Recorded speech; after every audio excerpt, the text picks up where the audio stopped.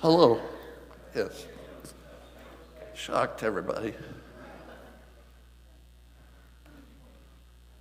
You hear it? Good. All right.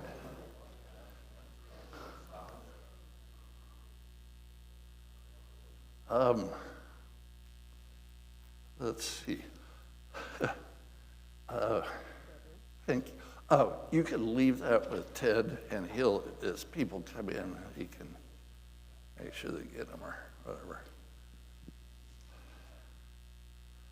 All right.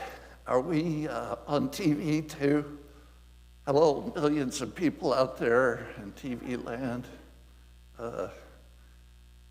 Anyway, I'm going to say a prayer, and we'll get started. Heavenly Father, Lord, we thank you for the fullness of your gospel. We thank you for your word, Lord, that you give us that strengthens our faith. Help us, Father, to understand better what you're trying to tell us. Help us to understand your mind and will as a result of the things that we learn here today. We pray in Jesus' name, amen.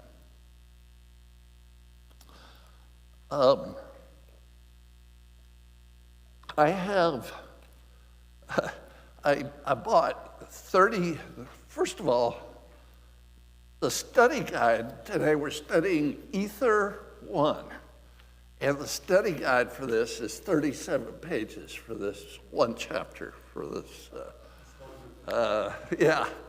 It lays a lot of groundwork, actually, before it starts for the whole book.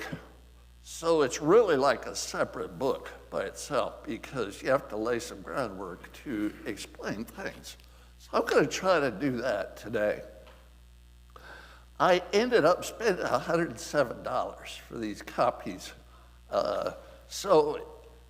You could tell me, well, Bob, quit writing so much, and I probably will go back and edit because it is long and there are some repeats in various chapters. But anyway, let's dig in here. So we start with what's called primeval history. Yes. To do this, because it's not fair for you to. Well, it'll be $5,000 by the end of this year if that keeps going. No, but I mean, just to copy these to get them across, there's a cost involved. Yeah, and maybe I should print them. I don't know. I was punching with 3 holes, hoping you'd make a notebook for yourself, so that as you accumulate these, you study them slowly as we go through it and digest it. And if you have corrections, let me know what corrections you have. So I'm going to begin with primeval history. What is primeval? What is that word? What am I talking about? Well, it refers to when man first started keeping a history. So the earliest histories, so some of the earliest writing in the world is Sumerian, from Sumer, which is the plain of Shinar, the mouth of the Persian Gulf, Iraq.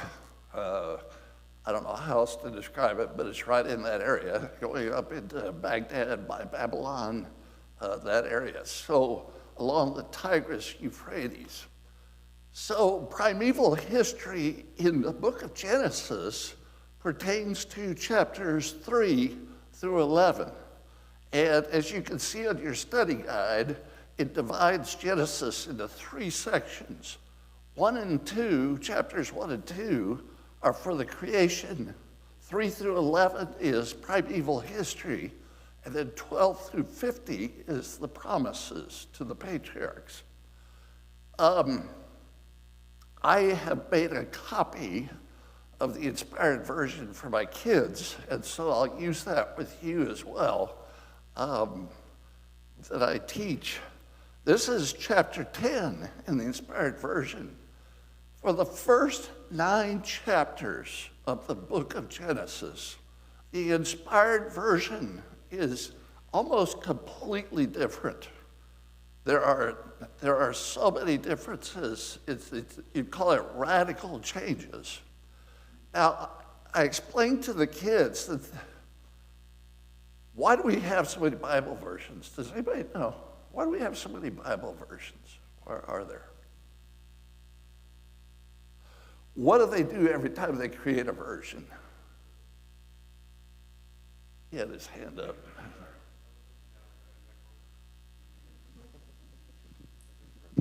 I was just going to answer your question, at least in my opinion. I think a lot of it is they think they have an improvement. Right. They're all for a specific reason or readability or improvement. Yeah. They are. I think that's part of the motivation. Some versions are what's called a thought-by-thought translation, and other versions are a word-by-word translation. So the NASB, for example, is a word for word. It's word by word, exactly. And some just are thought for thought, like NIV, like so the inspired, but every time they do a version, they go back to the original Hebrew for the Old Testament.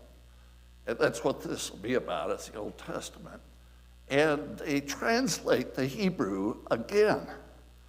So every time they go back to the original Hebrew. With the inspired version, it is not a translation of the original Hebrew. It is a revision of the authorized version.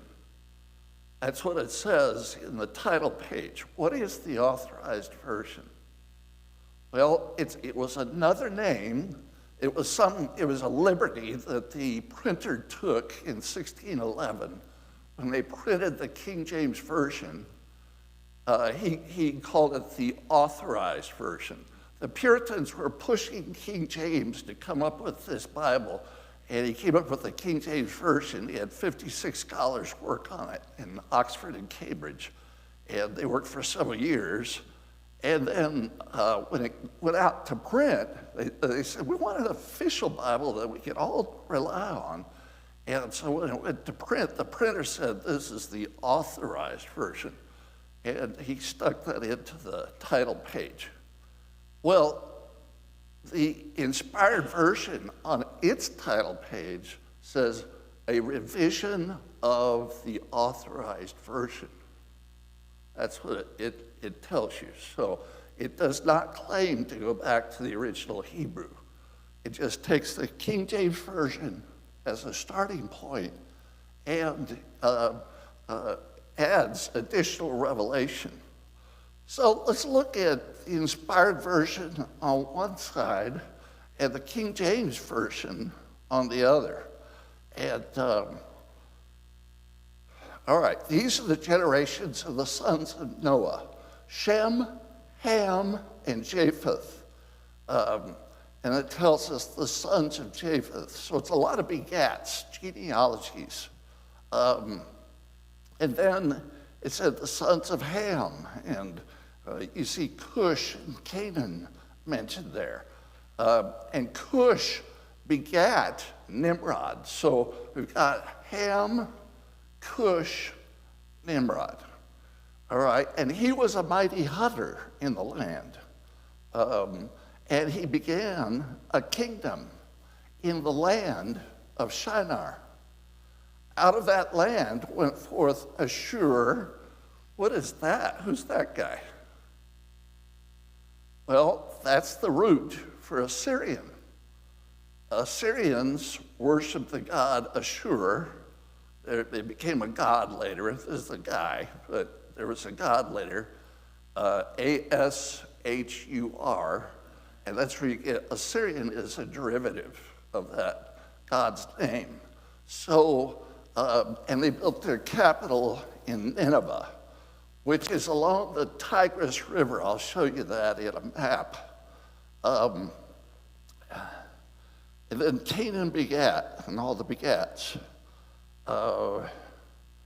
And I'm looking, I think that's it for begats. I want to get to chapter 11 now. And you can see side by side as I go along if that wording is in the King James.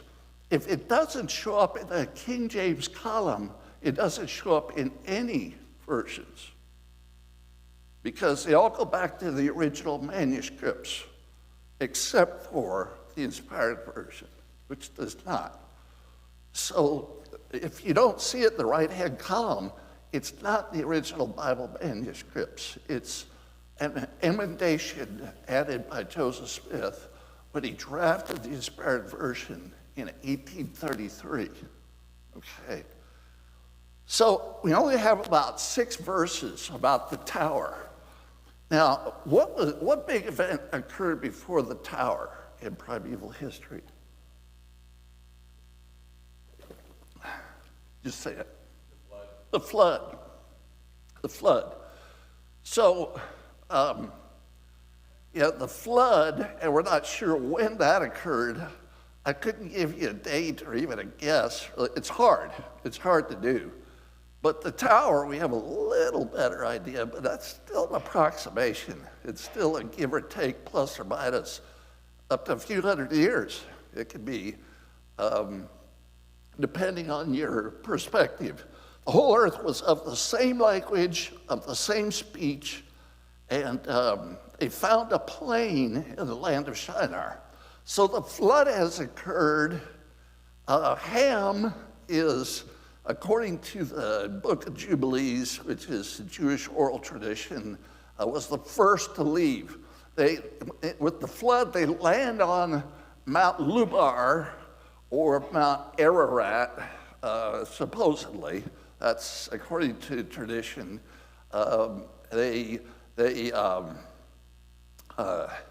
That's in eastern Turkey. And then Ham leaves and goes down south to the plain of Shinar. And then his 2 brothers, Japheth, he comes down, and then finally Shem.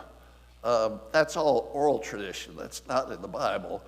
And they come down to the plain of Shinar, and they're all of the same language. And they learn how to make bricks heated at a very high temperature so that they can withstand great pressure.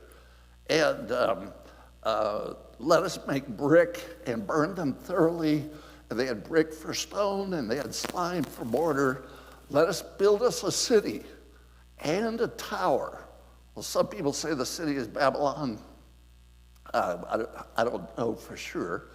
And a tower whose top will be high, nigh into heaven.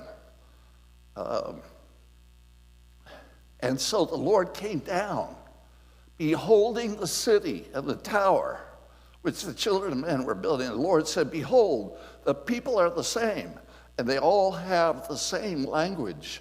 And this tower they begin to build, and now nothing will be restrained from them, which they've imagined, except I, the Lord, confound their language.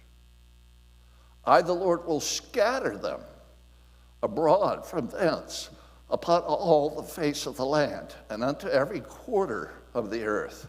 And they were confounded and left off to build the city. And they hearkened not unto the Lord.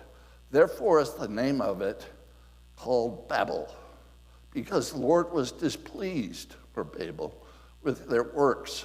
And there they confound the language of all the earth, and they scattered them. So there are 2 things God did. He confounded the language, and he scattered the people. And then it goes right back to begats. So all you have are 6 verses about the Tower of Babel in this primeval history. That's all you have. So let's look at, see if I can pull these up. I'm talking down into the mic, so it's a little too loud. Okay. So just to give you your bearings here, I'm going to enlarge that. And I don't know if you can read it or not. You read that at all? A little bit. All right. So, if, in case you're ever wondering, where is the divide between the continents? The green up high there to the left is Georgia, a little tiny thing of Georgia right by the Black Sea. And above it is Russia, and that's Europe, all right? And Europe is also Greece to the left there of Turkey. And then that's it for Europe. And then everything in gray is Asia, is considered the continent of Asia, if you ever wondered where they divided. And then down here at the bottom left, the green is Africa, the African continent. So you have those divisions. I just thought it'd be interesting. It's not pertinent necessarily to our story. We're going to talk about the three groups in the Book of Mormon. And right now, the theories are that the Jaredites went a little north and then headed east across China or the Silk Road, or there are lots of guesses. It's guesswork. The red would be the Mulekites. And I'm not sure on the Lehi path. I don't know where they say he went exactly, but we're sending him east across the Pacific eventually is where he'll go. Any questions or disagreement with that? Because this is guesswork, and I don't, you don't have to believe this. I just, those are guesses. More guesswork. Trying to get this thing to hold still. Yeah, go ahead.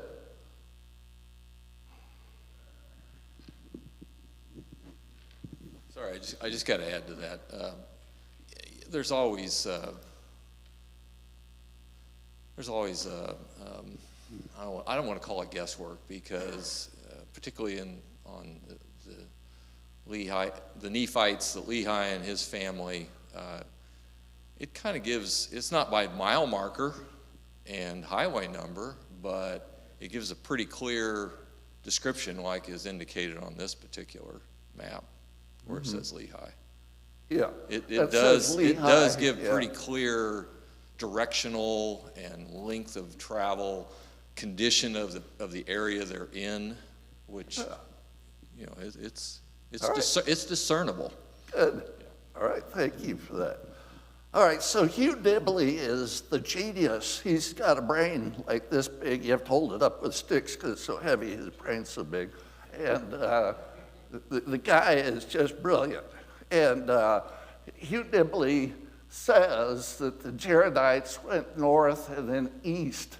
Well, Glenn Scott says that same thing here at South Chrysler Branch. He's an anthropologist.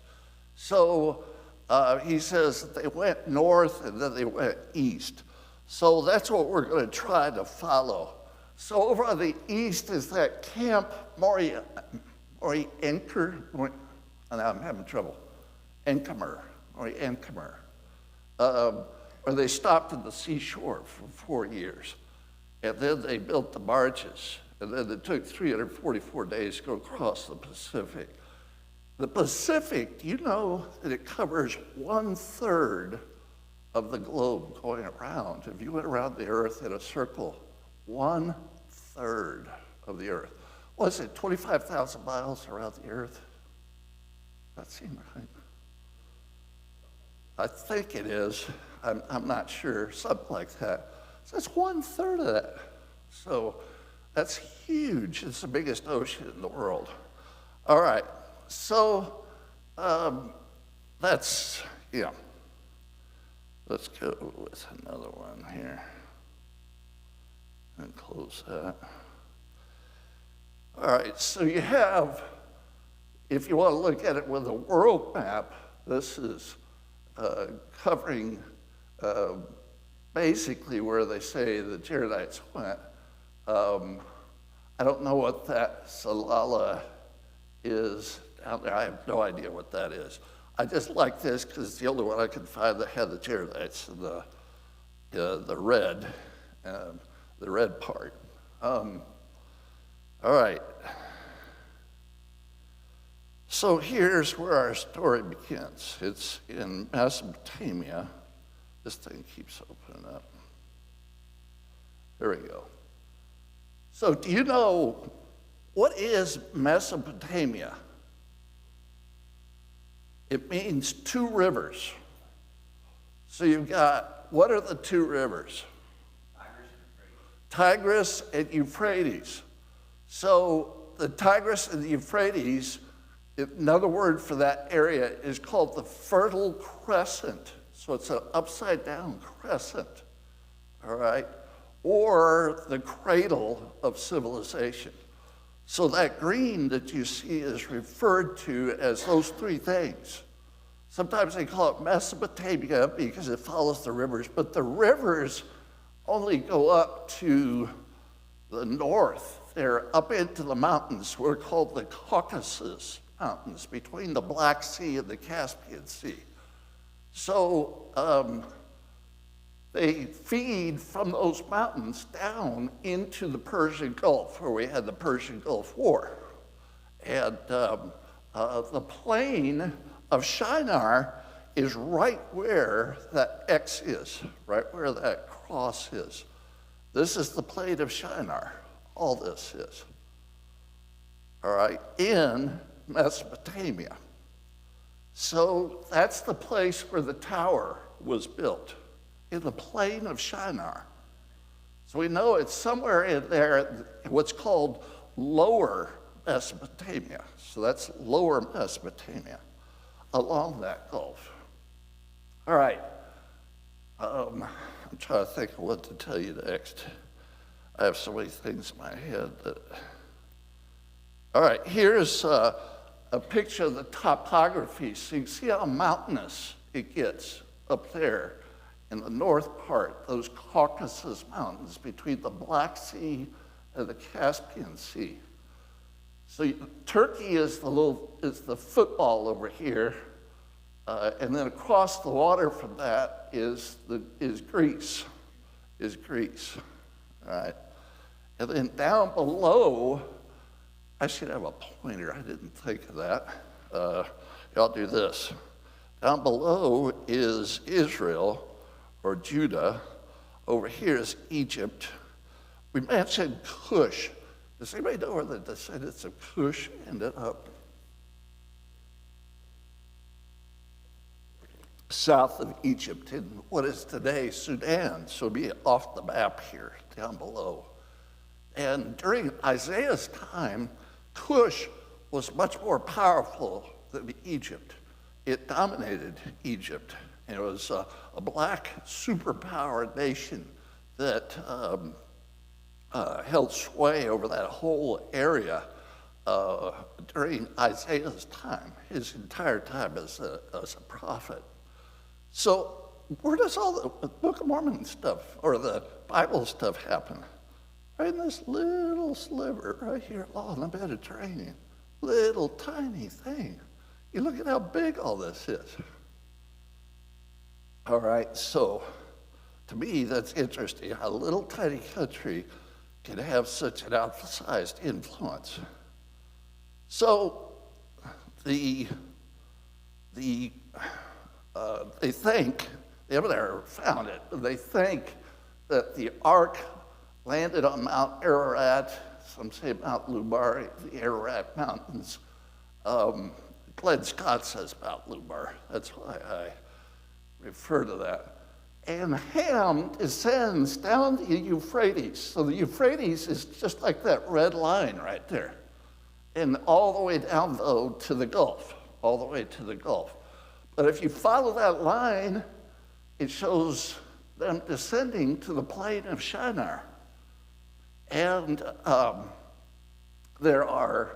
then the three sons gradually all come down to the plain of Shinar. And Ham's grandson, Nimrod, is the big dog on the block. He's the guy that if you want to get anything done, he's the power that powers that be. He's the guy that you got to talk to. So he's the mighty hunter. He establishes a kingdom. And he does all that in the lower Mesopotamia, down here. And they built a tower. So let's get my little picture of a tower. It's so cute. Isn't that lovely?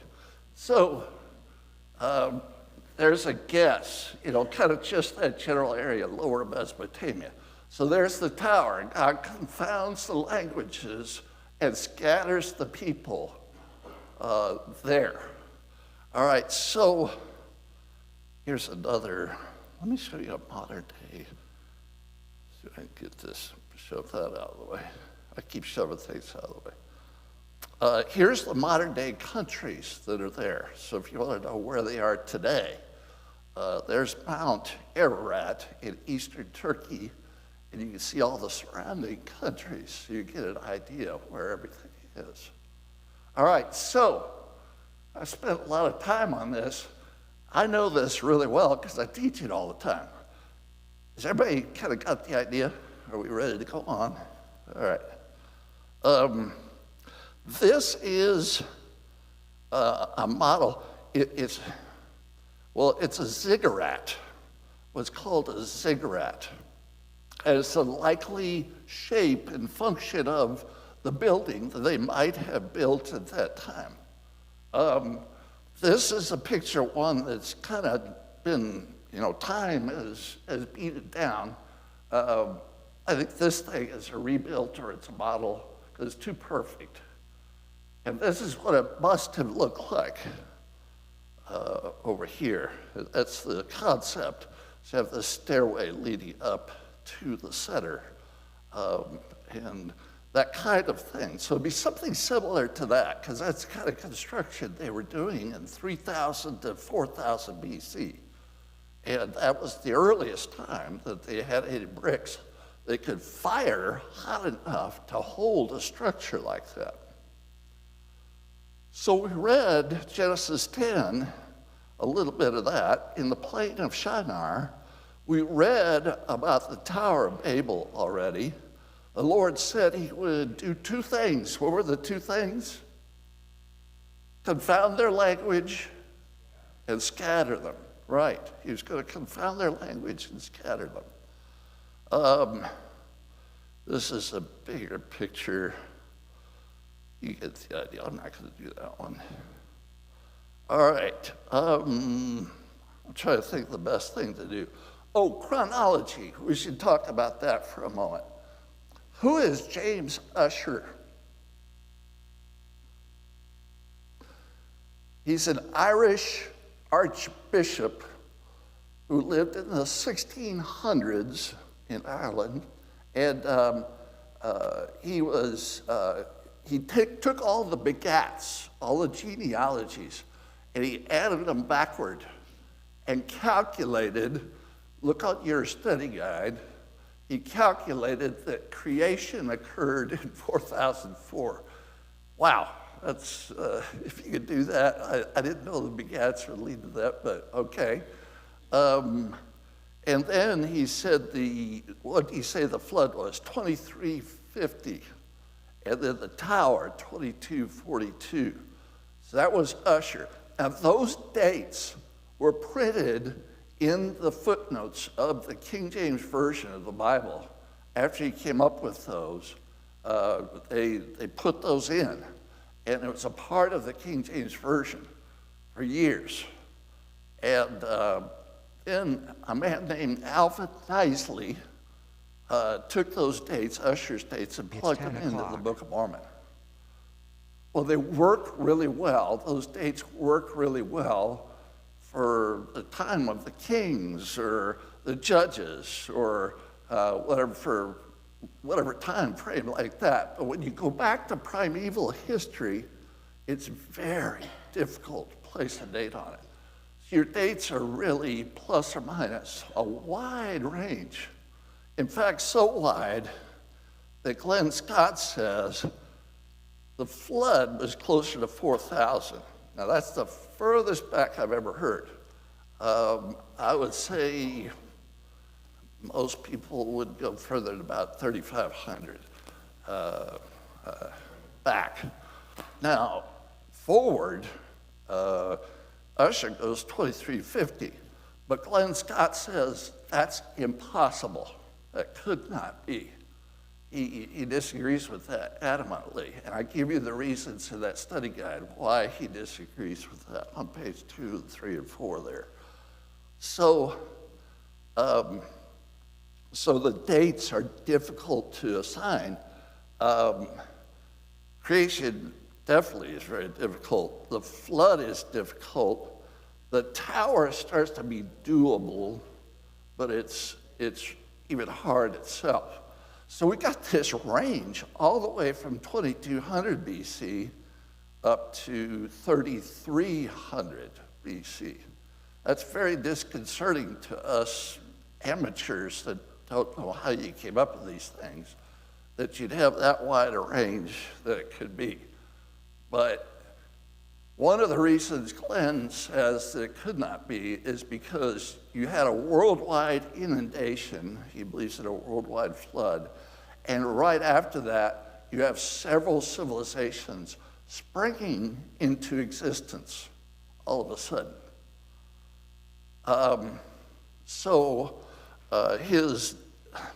His date for the tower, he says, is more realistic.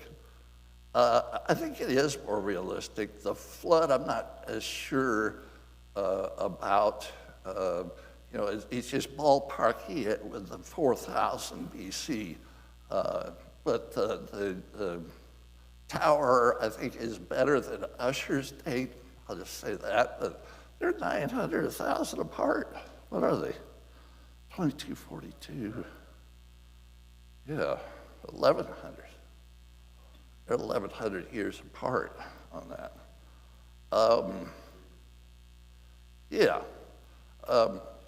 Also, I was going to tell you, to get this study guide, you can go to the website. I'll stop for a brief commercial, and we can take a break. Tired of hearing him lecture. Let's see here. See if this will work. If you need these study guides, I only made 30 copies, one per family, and it cost $107, I told you, at the first of the hour. So if you need it, if you need to print it off, just print it off at home. You just go to these 3 lines, 3 white lines here, you click on that or touch on it on your phone. You can open it on your phone right now, I don't care if you do. Just open up your phone and try it out at bomstudy.org. That's the address. And if you go there and hit the 3 lines, it'll open up study guides for all these chapters in the Book of Mormon. Everything except Mosiah. I don't have Mosiah up there yet. I have the 3 kings. I stuck that in just as a place marker till I get it done. Right now, I'm working on Mosiah. So I hope to have that done in the next few months, but it's hard to do while you're teaching school. So I've been typing for about 3,000 hours and researching this, and this is 1,700 pages so far. 1,780 now, as of yesterday, the day before. 1,780 pages. I'm probably on my way to 1,900 pages by the time I get done. So that's why every service or whatever, you see me in the back row typing, because I'm working on this. I'm trying to write curriculum for the kids, so for the school. And so there it is, Ether chapter 1. So you open this up, and then you go down, and you have the words of the Book of Mormon right there. The entire Book of Mormon's in there. You've got Ether 1, you've got the questions and answers from the study guide. You got a way to make comments to me, to send me comments. This is the study guide layout. Now you see when I put the cursor on the page, this little black box at the right shows up. Click on that, and then it'll take you to Google Docs, and you can print right there at home. You print these pages at home yourself, ahead of time if you want to. You don't have to have me run to the printer every time. So we can do it that way to save money. This is all at bomstudy.org. And this is the 37-page guide that you got in your hands right now. The same thing, just punched and stapled. So anyway, you can look it up yourself right there. Commercials over, back to the lecture. Okay, any questions? Anything that so far what I've said? It's a lot of information to absorb. So I'm going to try to lay the groundwork today with the chronology and other things, and then we'll get a little deeper into Ether 1 next week. Yes? Hold on. Just something simple. Back when you were comparing the King James and the Inspired, you had a lot of words bolded out, but it didn't make sense why you did that. Because I want the kids to focus on the Inspired and learn the Inspired version. So I just want them to see on the right-hand side what's not there, because there's paragraph after paragraph after paragraph. Like Genesis 4, if I showed you that side by side, there's 0. It's all added to the Inspired version. Sometimes they were the exact same words, though. Yes, sometimes they were. Oh, okay. You're right. You're exactly right. Look at this as we just go through and fly through there. King James on the right, Inspired on the left. Okay, here's a lot that's the same, like you're talking about, very similar, very similar. But let's get through a chapter. That's the end of the primeval history, so that's the end of chapter 11.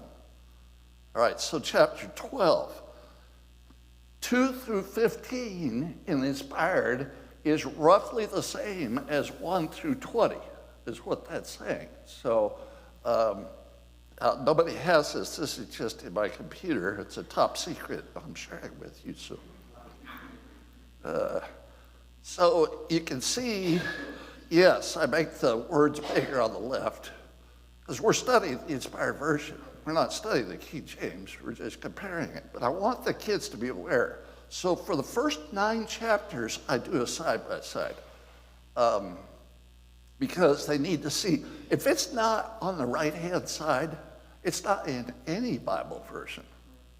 So if it's not in the King James, because the King James uses the manuscripts, and so does every other version uses the manuscripts the Bible manuscripts, to create the Hebrew manuscripts. This is the Old Testament. So, Hebrew. I'm going to keep going for a minute here. Well, if you go back to 4, oh, sorry, I went too fast. A lot of words, but you can see a lot of gaps on the right-hand side. Do you see how there's a lot together right there? That's a lot alike. As you go through earlier, see how they added? There's a lot of stuff being added that is not the same. I'll just give you a brief, kind of look at that. All right. Yes, Rob.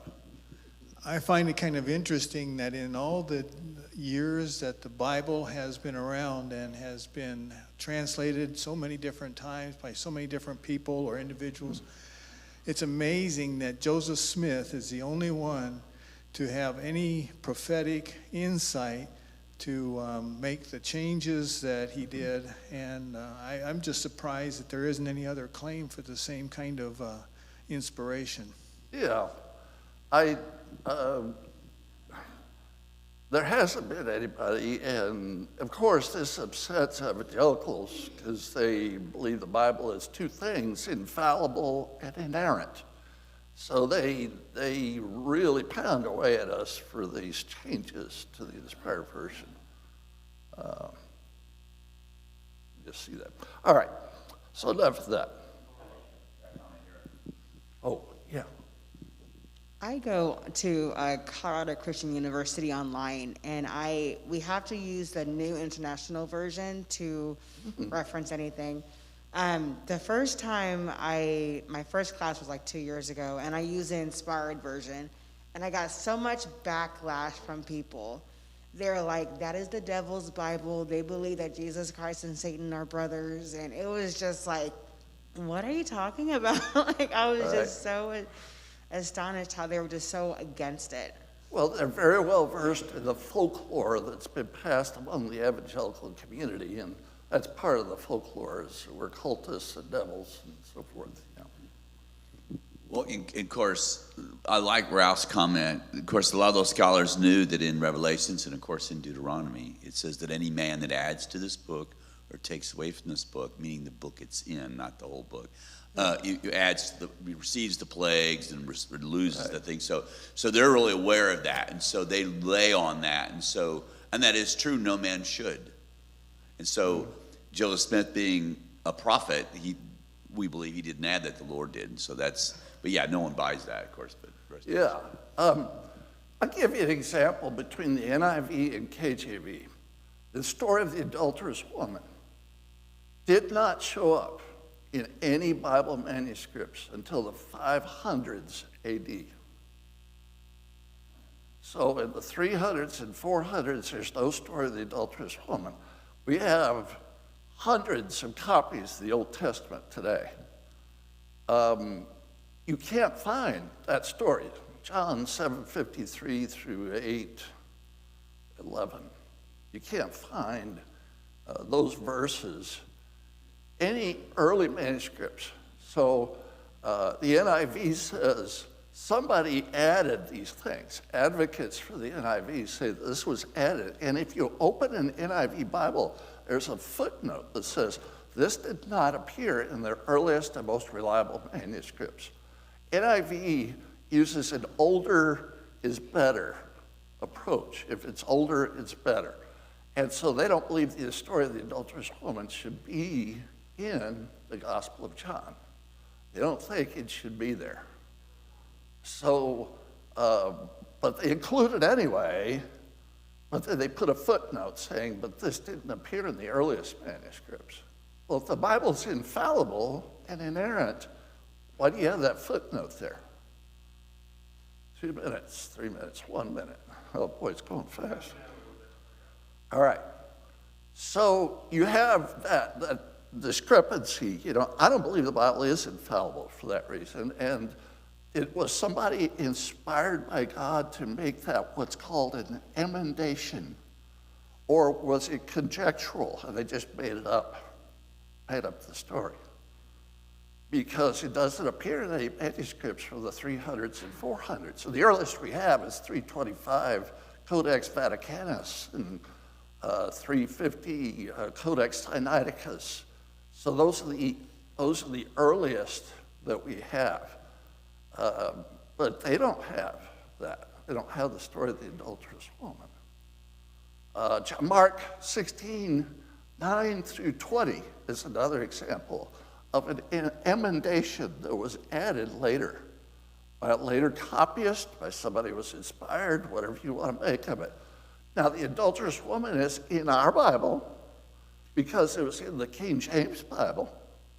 The King James is based on later manuscripts, like the Masoretic text for Old Testament is 1000 AD. The Masoretes were very strict in copying. They were very reliable.